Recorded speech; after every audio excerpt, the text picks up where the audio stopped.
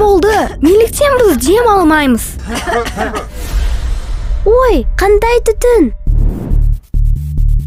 Қатты түтін болғандықтан қалада дем алмайсың. Ауаны ластаушы көздердің бірі көмірмен жылытатын жылу электр станциялары мен үйлер. Жылу электр станциялары көмірді жылытуға және электр қуатына пайдаланылады. Әсіресе қыста көмір көп пайдаланылады. Қыста жеке үйлер көмірмен жылытылады, сондықтан қалада қатты түтін болады. Көмірді жағу адам денсаулығына өте зиянды. Біз жұтатын ауаға көптеген зиянды заттар таралады.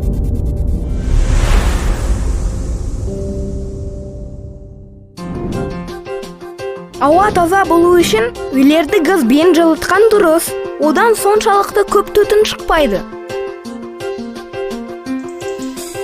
Ең жақсысы желдің немесе күннің энергиясынан пайдаланған дұрыс. Бұл түтінсіз және ластанусыз таза экологиялық энергия.